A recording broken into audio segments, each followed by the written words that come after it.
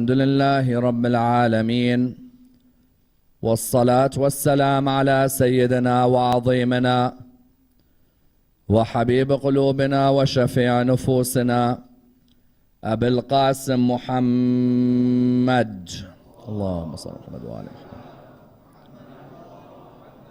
وعلى أهل بيته الطيبين الطاهرين وأصحابه الغر الميامين. الحمد لله الذي جعلنا من المتمسكين بولاية سيدي ومولاي علي بن أبي طالب.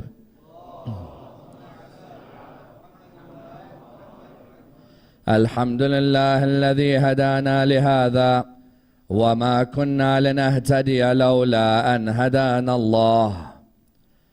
أما بعد، يقول الله في كتابه الكريم: بسم الله الرحمن الرحيم، إن علينا جمعه وقرآنه. The first of our salawat in honor of Rasulullah Muhammad sallallahu alayhi wa alihi wa sallam. Allahumma salli ala Muhammad wa ali Muhammad. The second in honor of Amir al-Mu'mineen Ali ibn Abi Talib. The third with your loudest voices in honor of the Imam of our time, Imam Sahib al-Asr wal-Zaman.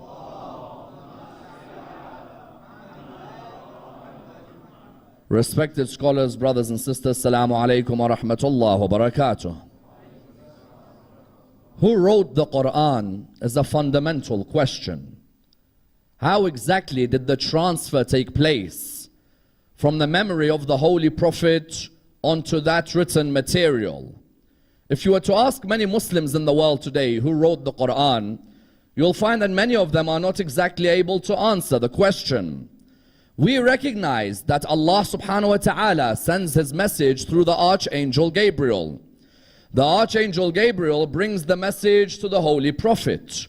We also recognize that one of the methods in which Allah subhanahu wa ta'ala sends His revelation is directly to the heart of the Prophet. Therefore, either you have a moment where the Archangel Gabriel brings a verse of the Quran, or you have a verse of the Quran directly revealed to the heart of the Prophet.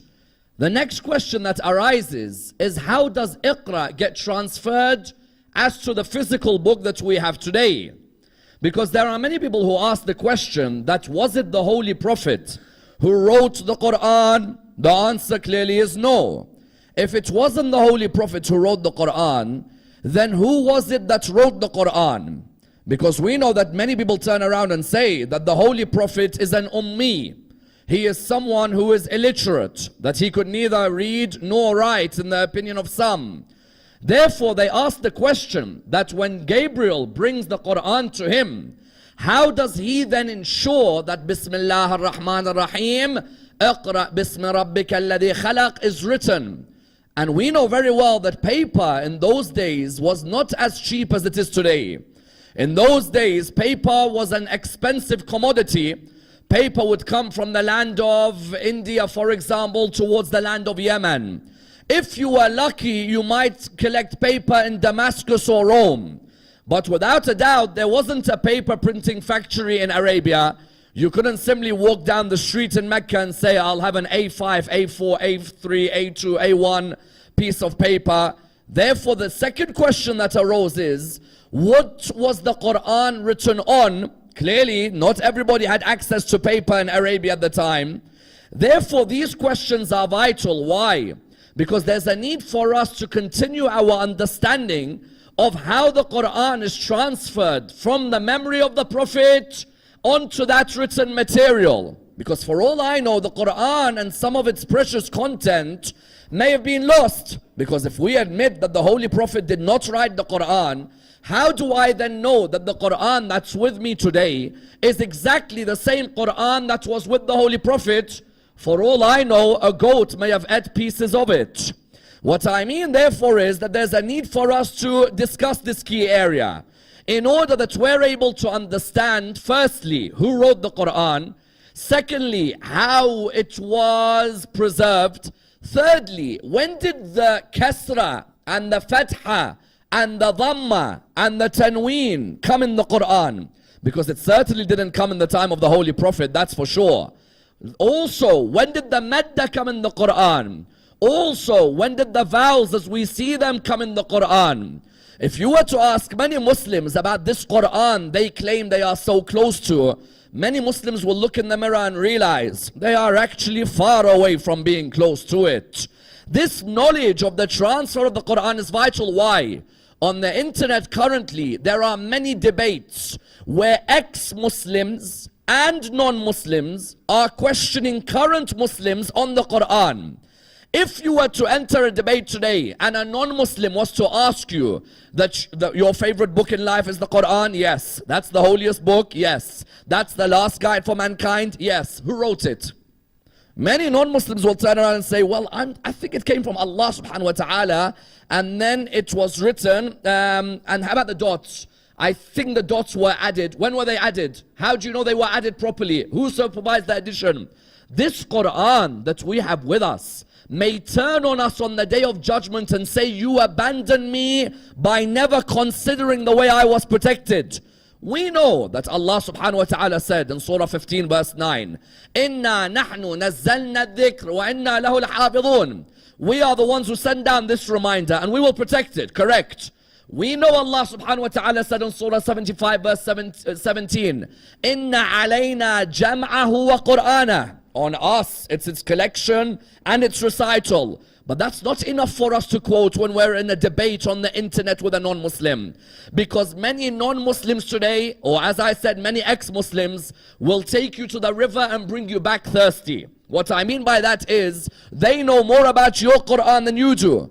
Therefore tonight, let us ask the following questions in order that we understand that when Jibreel brings the Quran to the Prophet, how then does the Prophet make sure that it's written for his people?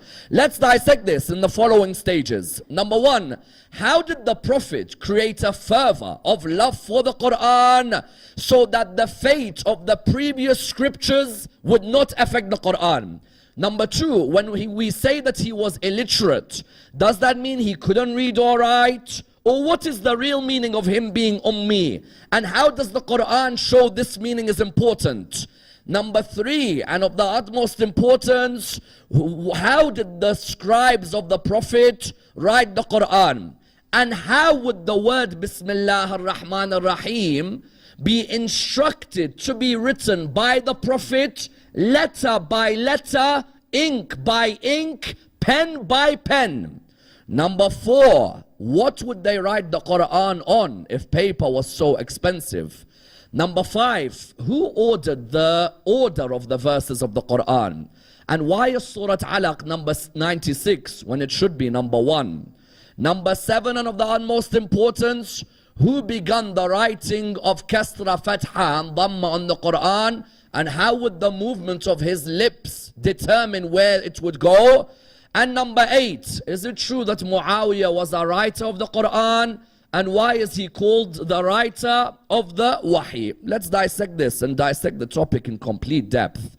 When you come to this area, the question that first arises when looking after the Quran is, how did the Holy Prophet make sure that the people who surrounded him had as much passion and as much responsibility for preserving the Quran as he does? You see, as a prophet of God, he could easily come to the people and say to them, listen, I'm the prophet of God. You people just listen to me and continue reading this book. If he does that, his people won't feel like they are part of the mission of the Quran. Machiavelli used to say, a great leader doesn't stand above his men. He stands beside his men.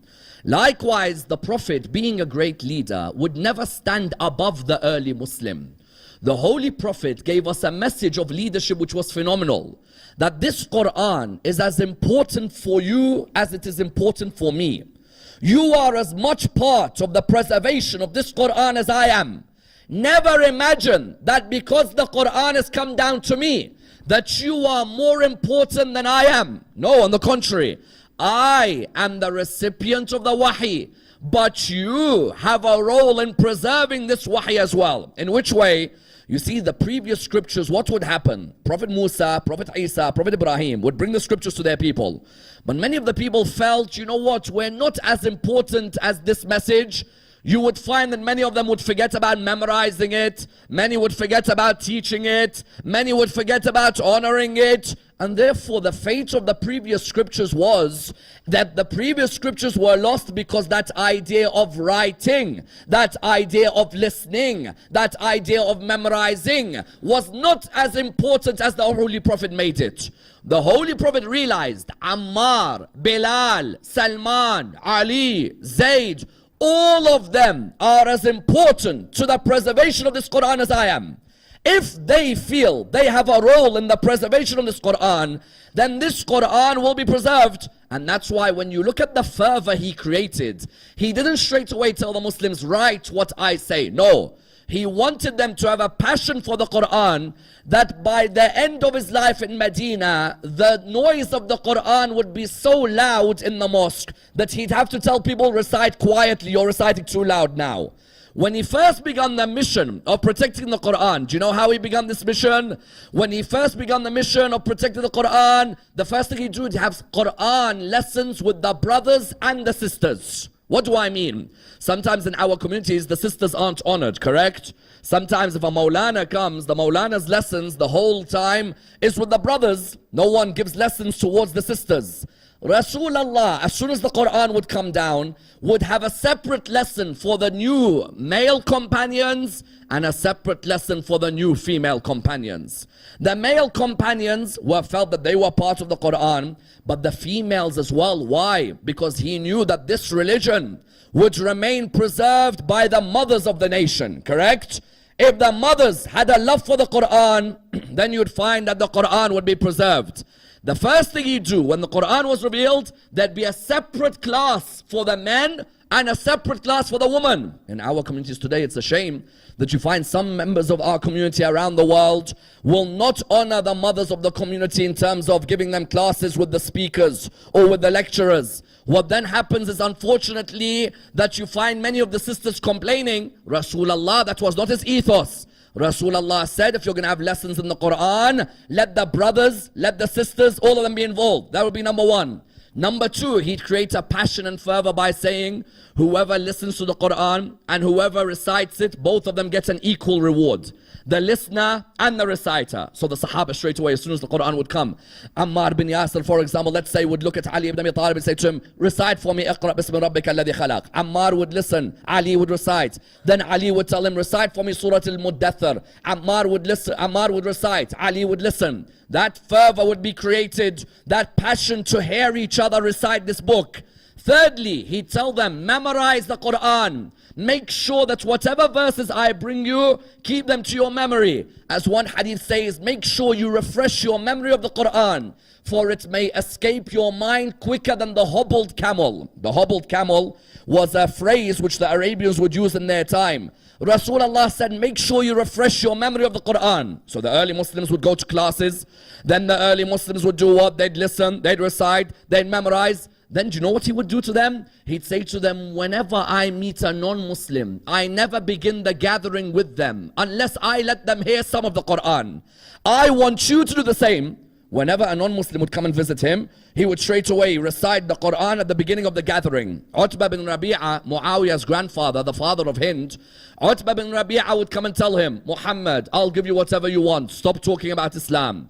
I'll give you whatever you want. Stop giving lectures about Islam. I'll give you the wealth, the children, whatever you want. Stop talking about Islam.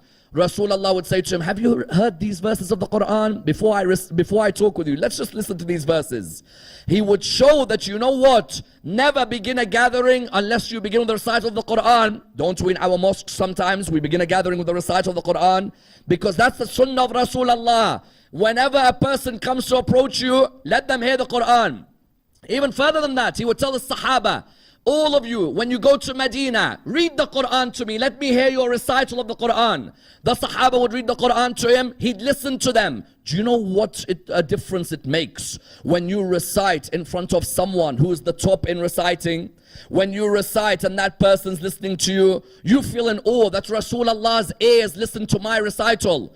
Mus'ab bin Umair, when he went to Medina as the ambassador of Rasulullah, he went there, Rasulullah taught him how to recite the Quran. Suddenly the people of Medina had a great passion when they heard Mus'ab's love for the Quran. Further than this, Rasulullah would help them preserve the Quran and create a fervor by saying what? After Surah Al-Fatiha, read another surah of the Quran.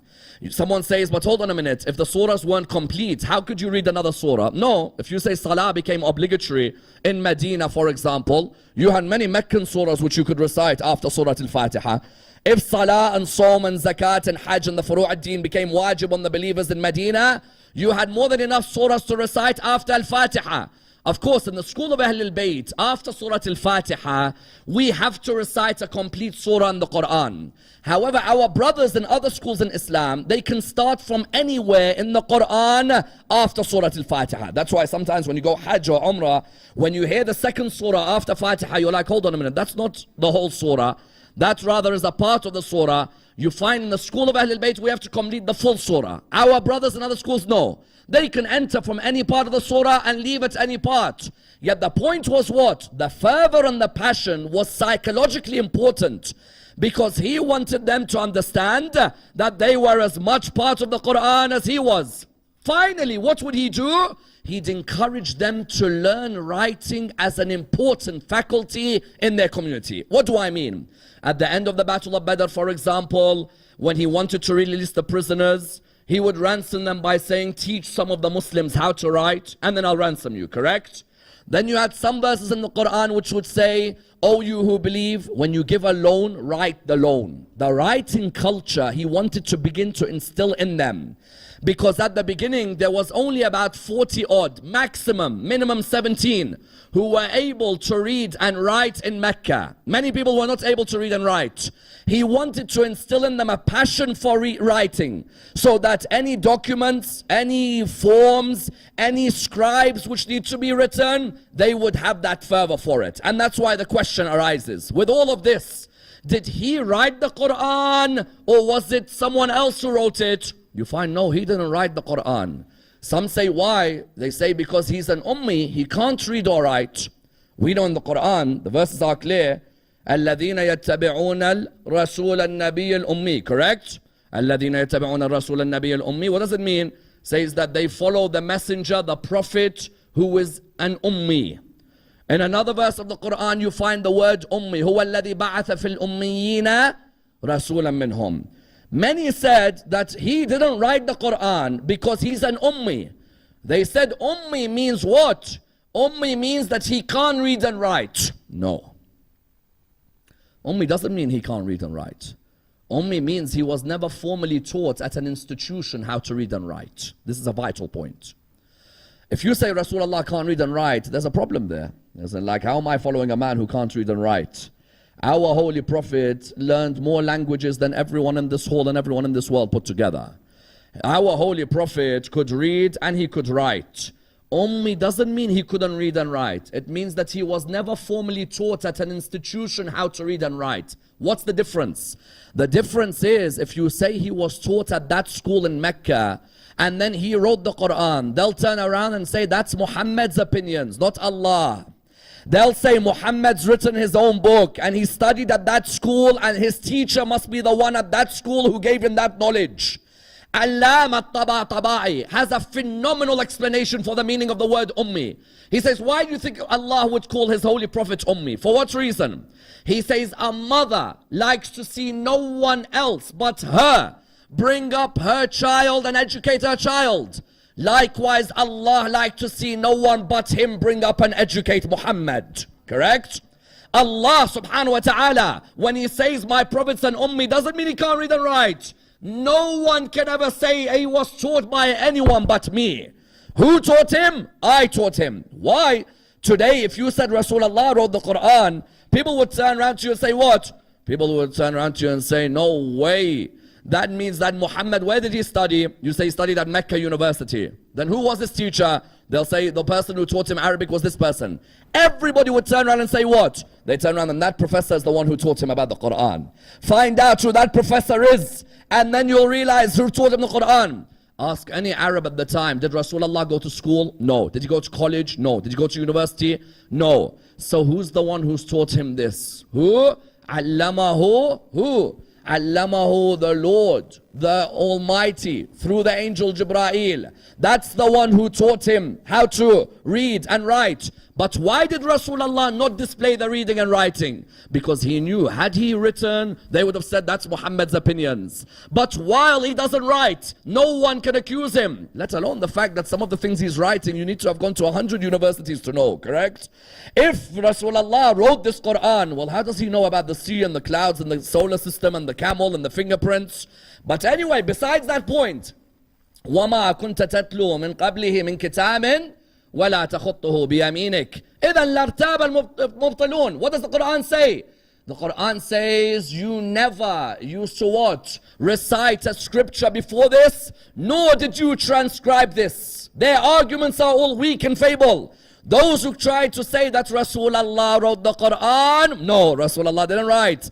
Because he doesn't know? No, because they use an argument against him that Muhammad wrote it, that means it's Muhammad's opinions. No. So Rasulullah, if he didn't write the Quran, therefore then how did he instruct the writing of the Quran?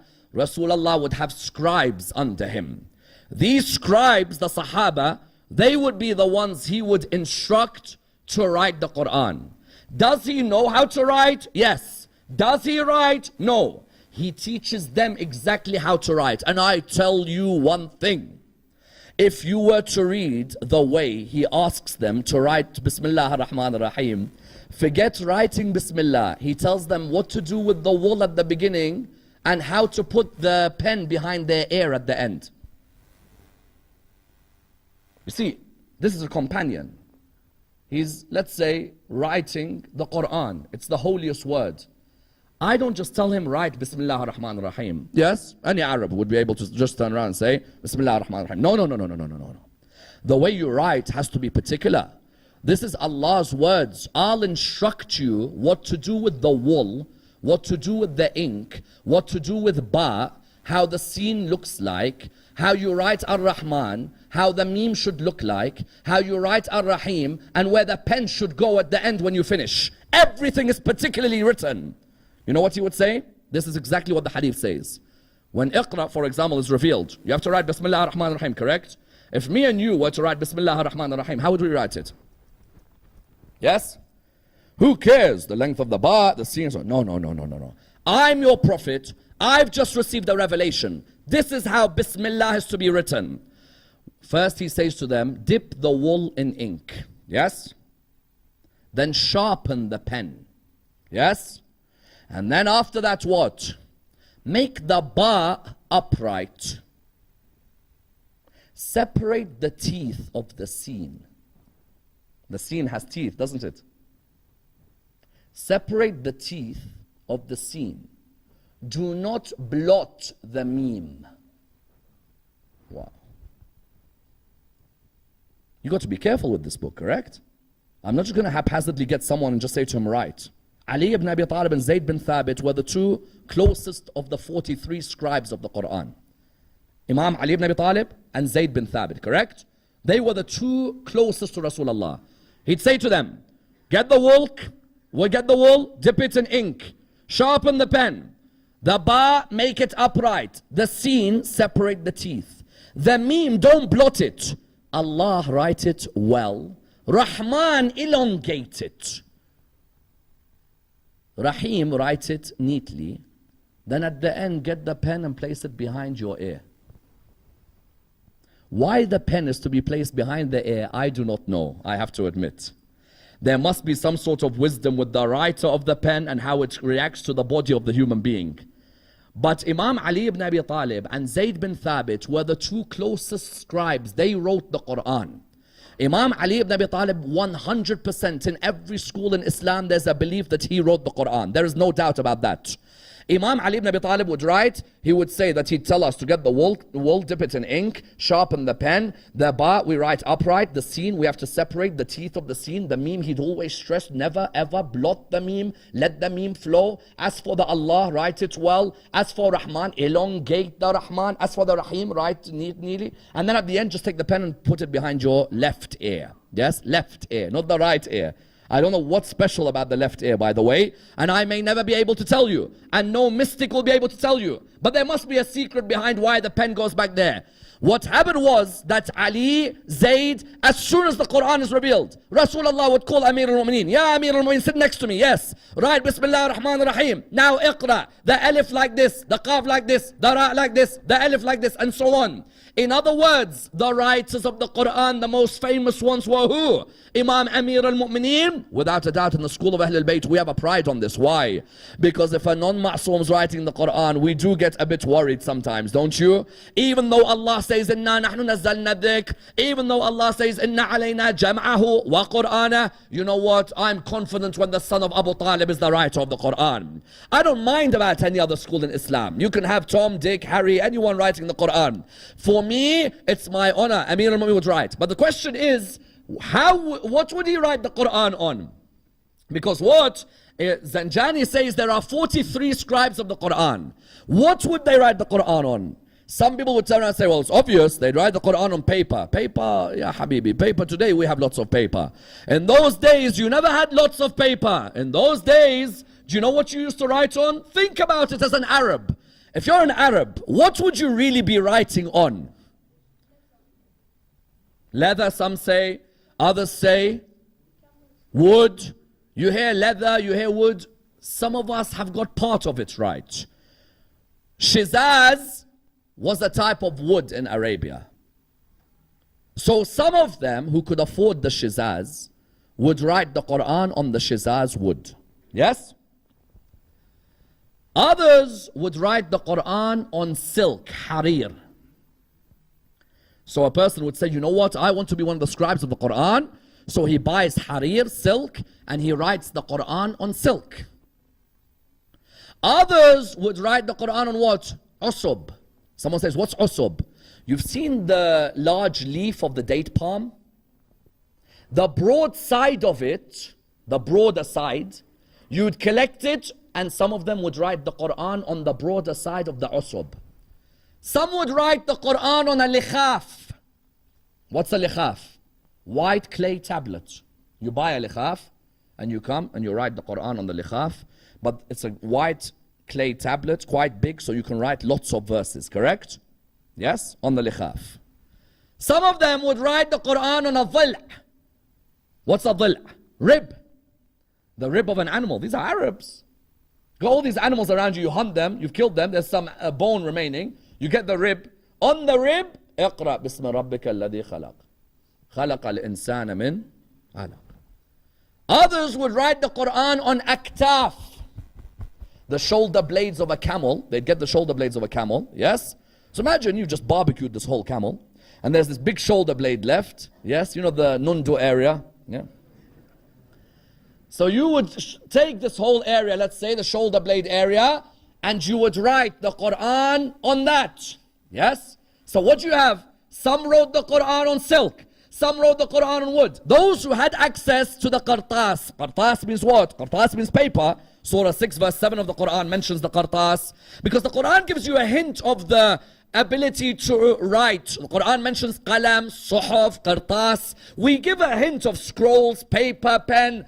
But it's not that simple. Imam Ali ibn Abi Talib would either use silk. Imam Ali ibn Abi Talib may use likhaf. Imam Ali ibn Abi Talib may use the usub. Zayd bin Thabit may use the aktaf. You see, in those days, paper was expensive. You don't have Sahaba going around and saying, you know what, can we order about 1 million pieces of paper? No way. So what you do is you think to yourself, you know what can I afford? I'll afford shoulder blade. I'll afford, for example, the rib. I'll afford, for example, a white clay tablet. And I'll write them on the Quran. I then take them to Rasulullah when I've written, and I show Rasulullah, Ya Rasulullah, have a look on what I've written. Rasulullah would look at the shoulder blade, he'd look at the rib. Poor Rasulullah, what he had to go through, and the ones who are writing the Quran. Yes, it's like a zoo, and what's left behind, really, you find. But these companions were so passionate and dedicated that they would write every word of Rasulullah. They couldn't wait to go and see him. In other words, the qartas, harir, likhaf, usub, aktaf, dhil', all of these were used to write the Quran under the supervision of the Holy Prophet. A question arises here on this note. When they were writing the Quran, when they've written the Quran and all of these, and now you've collected the whole Quran, correct? You've got all of these pieces, you've collected the whole Quran. Who ordered the surahs? Because imagine, you've got all of these surahs now. Who orders the surahs in their order? Why do we ask this question? Because someone turns around and says, hold on a minute. You said Surah Alaq, Bismillah ar-Rahman ar-Rahim, Iqra bismi rabbika alladhi khalaq. You said that the order was what? That it was the first surah. If it's the first surah, why is it Surah 96? Have you ever wondered that? Iqra is Surah 96 in the Quran. But hold on a minute, it's the first surah. What's the second surah to be revealed to the Holy Prophet? Anybody know the second surah? Qalam. Qalam is which surah in the Quran? Say 67, yes? Lots of hard work in the last week's really been going on. Then say, what's the third surah in the Quran? Yes, let's say, Muddathir. Then after that, Muzzammil. Muddathir and Muzzammil are surahs 73 and 74. So hold on a minute. The first 4 surahs of the Quran to be revealed to Rasulullah, yes? The first 4 surahs of the Quran to be revealed, 96, 67, 73, 74. Why not just make it a chronological book? There are different opinions. One opinion is the Quran is not a chronological book. Who said the Quran is a chronological book? Yes, the Bible tells you the history of man, yes? And the creation. Who said the Quran is that? The Quran is a way of life, not a book of history. Firstly. Secondly, some people had the opinion, which I must admit, I in my research disagree with, but this is their opinion. They say, Iqra, when it was revealed, the first 5 only are revealed verses. The first chapter to be revealed fully is which one? Think about it. Logically, what's the first chapter to fully be revealed? Fatiha, exactly. So they said that the reason Iqra is not the first surah in the Quran is because not the whole surah was revealed. Until the whole surah was revealed, made it number 96. So they said Allah put the arrangement of the surahs in which arrangement? Allah put the arrangement of the surahs according to which surah is fully revealed. I differ with that opinion. Why? Because what's the second surah of the Quran? Baqarah. But were all 280 odd verses of Surah Baqarah revealed in one go? I don't know. I tend to side with the chronological. That you know what? The Quran is not chronological. Quran is not a history book. Allah orders His Prophet orders His scribes, and then there's a third opinion, the opinion of Amin Islahi, and I think it's an interesting opinion. Amin Islahi says, Rasulullah chose the order of the Quran because how? When you look at the last verses of one surah, they connect to the first verses of the next. Have you ever thought about that? The last verses of one surah connect to the first verses of what? The next surah. How? Surah Al-Baqarah ends, Surah Al-Fatiha ends with us saying we want guidance, correct? Do you agree? اهدنا الصراط المستقيم صراط الذين أنعمت عليهم غير المغضوب عليهم ولا الضالين. Do you agree? Surah Al-Baqarah begins by saying you want guidance, the greatest guidance is the Quran. Surah Al-Baqarah ends by saying that mankind will never put a burden on his soul which he can't handle, correct? Surah Al-Imran begins by saying, if you want to be guided and not have a burden on your soul which you can't handle, then don't neglect the holy books like the Torah and the Injil and the Quran which we sent you. Surah Al-Imran ends by saying we want to achieve taqwa, correct? If you read the last ayahs of Al-Imran, it talks about how we want to be of the muttaqeen. Surah An-Nisa begins by saying you want to be a muttaqi, don't forget your social obligations to men and women in your community. Do you understand? The idea of Amin Islahi was what? Amin Islahi said, when you examine the order of the Quran, the order was definitely constructed by Rasulullah, not the Sahaba. Rasulullah said, Baqarah goes here, or Fatiha goes here, Baqarah, Al-Imran, Nisa, Ma'idah, An'am, A'raf, Anfal, Tawbah, Yunus, and so on. He's the one who said how it all goes in an order, because if you look at the last ayat of one surah, they connect to the first ayat of the next. And I think it's an interesting theory. That it's a theory which makes a lot of sense if all of you ponder on the last ayat of surahs today and look at the first ayat of the ones after, you'll see there's a connection where there's an unbelievable flow taking place. So the Quran, therefore, it was written, Rasulullah ordered how each surah is to be placed. People like Abdullah bin Mas'ud and so on, they would say we would recite the Quran in front of Rasulullah, and Rasulullah would tell us that this is where this surah goes, that's where this surah goes, and so on. Question, when he gave them that Quran and when they wrote wrote it, did it have kasra, dhamma, fatha, madda, dots? No, it didn't. Why didn't it? Because when you know your language well, do you need all the vowels there, or can you flow when you read? Those of you here who speak, for example, let's say Swahili, or Gujarati, or Urdu, or Arabic, or Farsi, or English, do I need to see every vowel when I read? Or when I read properly, I can flow and I know how everything's meant to be said, correct? At the beginning, the Quran, while there may be evidence, plausible evidence, that there were dots in Arabic at that time, and I think it's plausible evidence, the Quran didn't need dots on it. Why? You already knew, or even the vowels, you knew that this is the laws of how to read. So therefore, when did we have kasra, dhamma, fatha? We had it first by the student of Imam Amir al-Mu'mineen called Abu al-Aswad al-Du'ali. Abu al-Aswad al-Du'ali is the founder of Arabic grammar. Whenever you study Arabic grammar, they all go back to him. And he learnt Arabic grammar from Imam Amir al-Mu'mineen. Imam Amir al-Mu'mineen taught him the laws of Arabic grammar. Abu al-Aswad al-Du'ali, although he had learned them, he knew, many of the Arabs already knew how to read the Quran without madda, dhamma, tanween, fatha, sukoon, and so on. Do you know who made him put it in the Quran? Ziyad bin Abi, father of Ubaidullah. Ubaidullah bin Ziyad, yes? Commander of the armed forces for Yazid bin Muawiyah. Ubaidullah's father is Ziyad, Ziyad bin Abi, Ziyad son of his dad, yes? Ziyad bin Abi told Abu al-Aswad al-Du'ali, listen, these reddish people are affecting the way Qur'an's being recited. He said to him, what do you mean reddish? He goes, yeah, these Persians, they give me a headache. He's like, these guys have joined the religion, them and the Roman converts. They're saying the Quran in the wrong way. Do something about it. Abu al-Aswad Du'ali says, there's enough people who know about the Quran and they know about how it's meant to be recited and so on. Ziyad said, listen, do something. Just put fatha, kasra, dhamma, put them. Abu al-Aswad Du'ali said, no, it's not my role to put this in. You know what Ziyad done? Ziyad and Ubaidullah, his son, these are people who politically are, they know how to play games, correct? I'm sure you know about them. Whenever Abu al-Aswad al-Du'ali leaves his house, Surah 9 verse 3 of the Quran, أَنَّ اللَّهَ بَرِيءٌ مِّنَ الْمُشْرِكِينَ وَرَسُولُهُ, correct?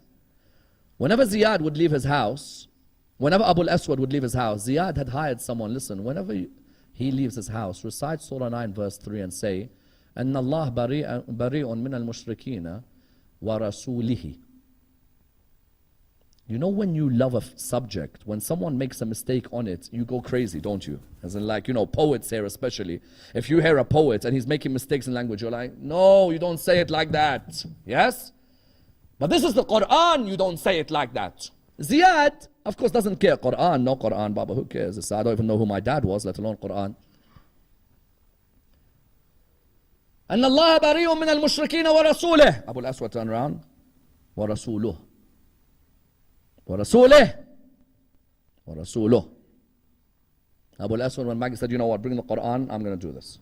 Why? I don't want people starting getting a meaning wrong. Because you know that verse, the kasra, the fatha, or the dhamma and the kasra in that verse, it makes a huge difference.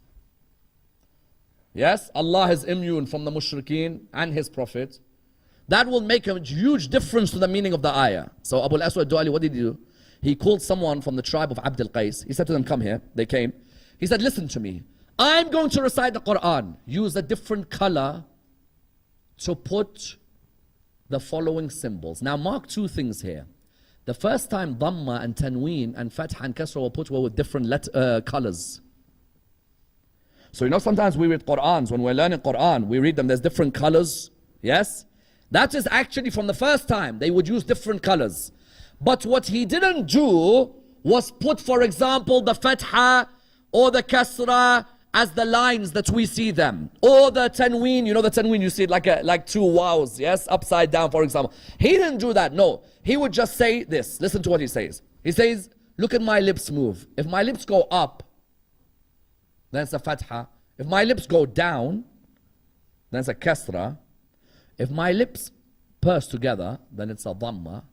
If you hear a nasal movement in my voice, then put 2 dots depending on the nasal movement with the lips. So what he would do, the person writing, would put a dot at the top, that means what? Fatha. A dot at the bottom, that means what? Kasra. 2 dots means what? Tanween, correct? That was the first person who done this, but not the way we have them, rather it was done in dots. Then the addition of dots into the Quran, for example for Seen and Sheen, for example, Seen and Sheen, those dots, they were added by who? Yahya bin Ammar in the time of Hajjaj bin Yusuf. Okay? Then the Madda and the Fatha as a straight line and the Kasra at the bottom, these were added by who? Khalil bin Ahmad al-Farahidi. He's the one who first added them many years after Rasulullah was alive. He's the one who first added the way we have them today. In other words, were there dots at the time of Rasulullah? Not necessarily. Was there Fatha, Kasra, Dhamma? The Arabs knew their language well. When did this all come? In the time of Bani Umayyah, you found a rise of these things. But of course, the presence of the Imams of Ahlul Bayt meant that they would supervise everything. In other words, the Quran was preserved by the Prophet. The Quran was honored by the scribes. The Imams of Ahlul Bayt were present. Someone asked the question. Ibn Majah in his Sahih says that Aisha says there was a verse on stoning and on suckling in the Quran. But because of the havoc that's happened in the time of Rasulullah, a goat ate it. It was under my bed, but the goat ate it and it's not there anymore. Do we believe in this? No, we don't. No. Aisha, maybe, the goats in her house did eat a part of the Quran. But alhamdulillah, Imam Amir al-Mu'mineen is alive. And Imam Amir al-Mu'mineen will ensure that a goat doesn't come near the Quran. Because Imam Amir al-Mu'mineen, without a doubt, is the walking Quran on this earth, correct? Imam Amir al-Mu'mineen doesn't worry about goats moving around his bedroom at home. Rather, Imam Amir al-Mu'mineen makes sure that the Quran was honored, that the Quran was protected. That's one angle. Another angle. Was Muawiyah a writer of the Wahi? Some ask the question. Because one of the merits they give to Muawiyah today, the school in Saudi Arabia and all that filth over there, one of the merits that they give Muawiyah is what? They give the merit to Muawiyah that he's the writer of the Wahi. Yes? Writer of the Wahi means what? That he would write the Quran. Well, when did he convert to Islam for him to write the Quran? He firstly converted in the last couple of years of Rasulullah's life. But that's the beauty. The ones who convert at the end know more about Islam than the ones who were there at the beginning. Correct or no? There's one who converts at the end, yes? He has narrated 5,500 hadith. I have not got a clue how a man who met Rasulullah for 3 years has 5,500 hadith. And a man who's brought up by Rasulullah has 23 hadiths.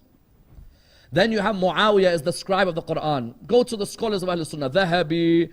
Even go to a scholar, not necessarily a scholar of history, a scholar of social thought. Said Muhammad Qutb in Social Justice in Islam. Makes it clear because this is a fable, this is a myth. Muawiyah is the writer. He says Abu Sufyan, when he became a Muslim, said to the Holy Prophet, I don't want Muawiyah or our family to be looked down upon. Give him a role. So he gave him a role to be a secretary who writes contracts when land is sold.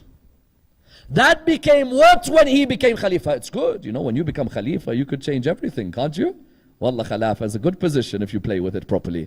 You can change the history where you become not a writer. No, you become the writer of the Quran. Muawiyah bin Abi Sufyan is the writer of the Quran. What does the poet say? They say that he's the writer of the Quran because of how much Rasulullah loved him. A man who sticks a spear in the Quran can never protect it. Correct? A man who stuck spears in the Quran on the day of Saffin is the writer of the Quran. A man who kills Ammar ibn Yasir is the writer of the Quran. A man who kills, for example, Ammar bin Hamaq al-Khuzai, Hujr bin Adi al-Kindi is the writer of the Quran. How could you say this person? What do they call him? They call him Khal al-Mu'mineen, the uncle of the believers. Why? Because they say Muhammad bin Abu Bakr. They say what? They say because he was his sister was whom? Because his sister Habiba was daughter Habiba. So therefore he's the uncle of the believers. Yes? Muhammad bin Abu Bakr, his sister's Aisha, correct? Why is Muhammad bin Abu Bakr not Khal al-Mu'mineen? No, because Muhammad bin Abu Bakr loves Ali ibn Abi Talib. So you can't have him as Khal al-Mu'mineen. The hater of Ali ibn Abi Talib, make him Khal al-Mu'mineen. The lover? No. The lover of Ali ibn Abi Talib, remove him. The father of Ali ibn Abi Talib becomes a kafir. The love of Ali ibn Abi Talib becomes someone who's never Khal al-Mu'mineen. And no way Muawiyah wrote the wahi when he's a person who instigates the killing of the grandson of Rasulullah, correct? How could you say a man is the writer of the wahi when he's the man who paid the wife of Imam al-Hassan to kill him? Correct or no? Imam al-Hassan's wife, Ju'da, the daughter of al-Ash'ath bin Qais, he told her, if you kill Hassan, I will let you marry my son Yazid. He sent her the most vicious poison. Wallah, there's a narration I've read which hurts the heart of every lover of that man buried in Jannat al-Baqi' tonight. The man who many of us forget in our communities when we remember the Masa'ib of Al Muhammad. Do you know only one Imam of Ahlul Bayt died instantly because of the strength of his poison? And that was Imam al-Hassan alayhi salam. The same night he died because the poison she gave him was the strongest poison Rome could offer.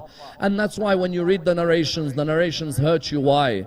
Because he recognized the poison straight away. He knew and he told her, what have I done wrong to you for you to poison me in this way? And then when Imam al-Hussein came into his house that fateful day, the narrations, what do they mention to us? The narrations mention to us that Imam al-Hussein saw the changing of the complexion on the face of Imam al-Hassan. He said to him, Aba Abdullah, remain patient. Aba Abdullah was impatient. He wanted to go out and attack those who attacked his brother. He remembered his brother protected him when his mother was killed behind the door. He remembered his brother was alongside him when Imam Amir al-Mu'mineen was struck in sujood. He remembered his brother at every moment. Now he sees his brother vomiting his liver into the bowl in front of him. You know what happened at that moment? They both heard the door knocking. When they heard the door knocking, you know what happened? Imam al-Hussein covered the bowl at this moment. Imam al-Hassan looked at him. He said to him, Aba Abdullah, why did you cover the bowl? He said, because I don't want Zainab to see what's been vomited into this bowl. He said to him, Aba Abdullah, if you can't bear to let Zainab see what's in this bowl, then how will you bear to allow to see Zainab with your head in the bowl of Yazid in the court in Sham? Inna lillahi wa inna ilayhi raji'un. We pray to Allah subhanahu wa ta'ala to raise us with Muhammad and Al Muhammad. Ya Allah, allow us to be amongst those who protect the Quran. Allow us to be amongst those who discuss and debate those who attack the Quran.